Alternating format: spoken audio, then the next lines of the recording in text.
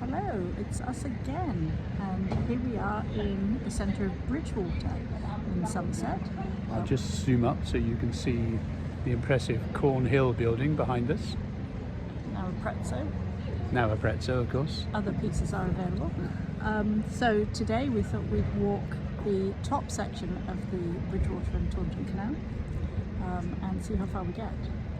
Yeah, it's an interesting historic setting in the docks in the middle of Bridgwater, where the canal joins the River Parrett. So that'll be our starting point in a minute, and then we'll head south to see as far as we can get. See where we end up. See you later.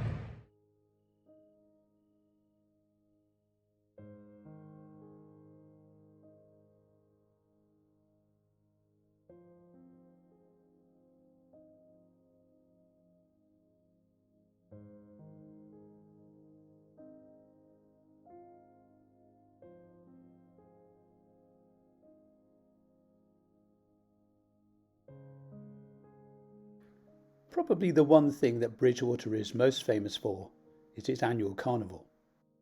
Dating as far back as 1605 and the failed gunpowder plot, Bridgwater Carnival has grown to be by far the biggest in the southwest.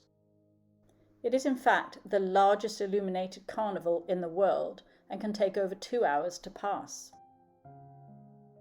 The Spirit of Carnival statue shows a man carrying a squib, which is effectively a gunpowder-filled firework. The squib is ignited, held high above the head until it finally explodes. Bridgwater's wealth developed from it being the lowest crossing point on the River Parrett, yet still within the tidal bore, allowing ships to come all the way up to the quay in the middle of the town. Bridgwater's early export trade was in the cloth industry, but it soon became a very important centre for imports, bringing in materials from all over Europe. This mercantile wealth is still evident in the architecture seen around the town.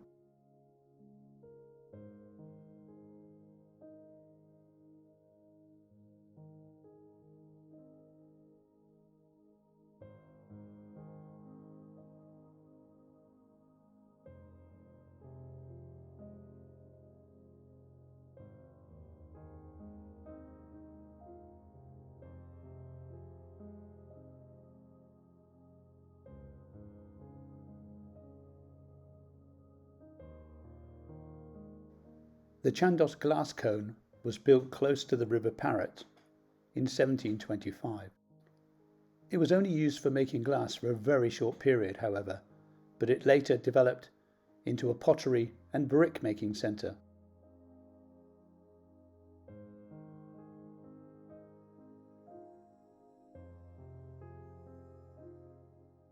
The Bridgwater Buoy was originally located in Bridgwater Bay on the River Parrett, helping cargo vessels to navigate the river on their journeys up to the town. When navigation ceased, the buoy became forgotten and was covered in silt until the mid-20th century, when it was dug up and relocated to the side of Bridgwater docks. Here it once again fell into disrepair until a refurbishment in 2017 restored it to its former glory.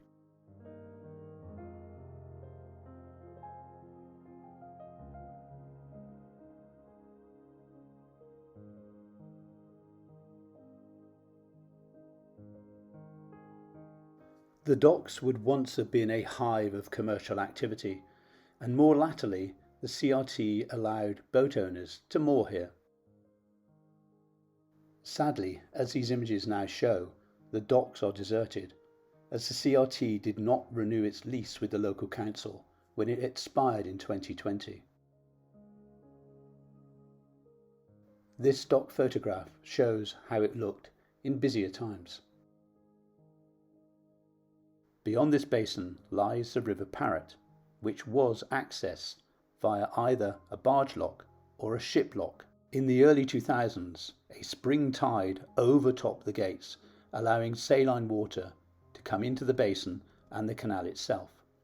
And at that point, stop planks were inserted to avoid this happening again. The docks are crossed by Bascule Bridge, which itself is in need of renovation, as are the lock gates at the other end of the basin, as you'll see in the next few photographs. Bridgwater has been awarded some levelling up funds, and there is much talk about redeveloping the docks.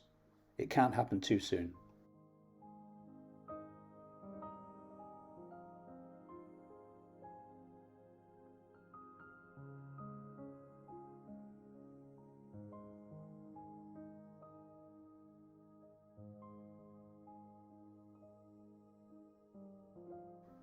At Wemden Road Bridge, the footpath has been closed by the CRT carrying out essential works.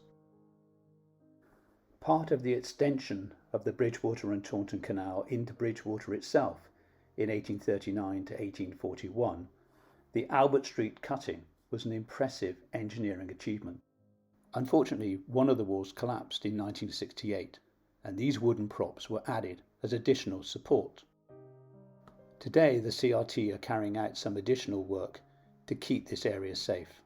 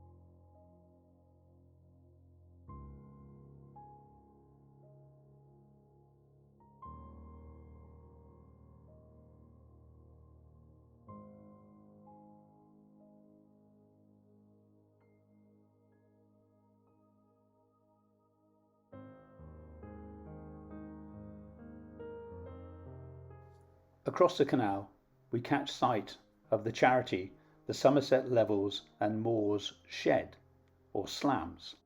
The shed offers the facility to anyone who has time on their hands to carry out wood turning, painting, craft making, well, you name it really. At its heart, it's a place to meet, chat and drink tea.